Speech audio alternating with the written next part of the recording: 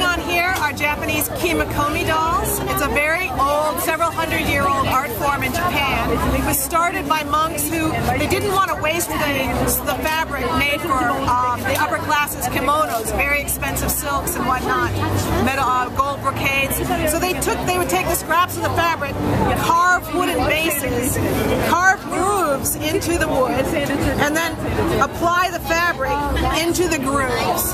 So at the end result, you end up with a doll that looks like it's been sewn, but in fact it's the fabric that has been pushed down into the grooves on the wood. The heads are handmade from porcelain. The hair is made from silk strands. Each hair is placed separately on the head of the doll.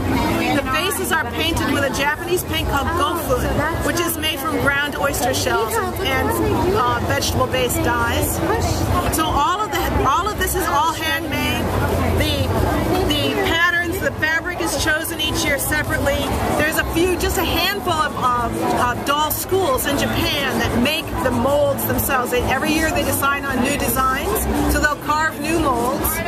Then they produce the actual raw mold for the dolls, which comes out of the kiln looking like this.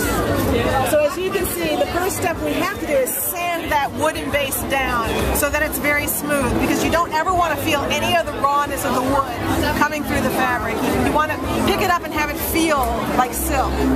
So it can take, as you see here, it can take days or weeks to sand one of these things properly. It's a very time-consuming process. Once it's been sanded, then we take the fabric, decide how the pattern is going to flow across the figure. Like for example, this fabric has kind of got clouds, a cloud pattern. So I wanted to make sure as the fabric is placed that you get the sensation of the clouds flowing across the figure. We'll cut. Yeah, so you can see here how this is all being very piece by piece, very carefully matched up. These are all separate pieces of fabric that look as if it's one piece of fabric. So the person who's making this has had to be very careful in choosing how they cut and place the fabric on this piece of it's going to be a board. Then we take the fabric, we'll put a special glue wash. This is a Japanese glue, it's a vegetable-based glue that's designed to bind the fabric to the wood. Do a wash of the glue onto the figure, put glue down deep into the grooves, and then we use this tool, it's called a kimokomi blade.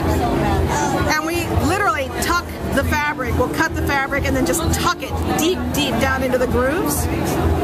And we'll do that to cover the entire figure. And then once the fabric is all placed, at the very end is when we will put the doll's hands and head on, and then any ornamentation that goes with the doll.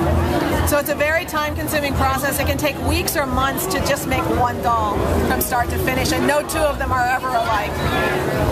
Alright, and what is your name and what group are you with? My name is Laura. Alright, and what's the group you're with? This is the Japanese Doll School. Japanese Dolls. Okay.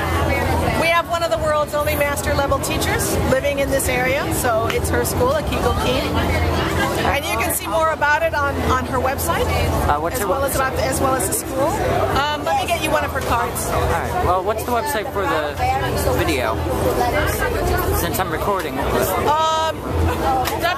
www.japanesedollsandcrafts, is it? .com? I actually would have to look it up. Okay, alright.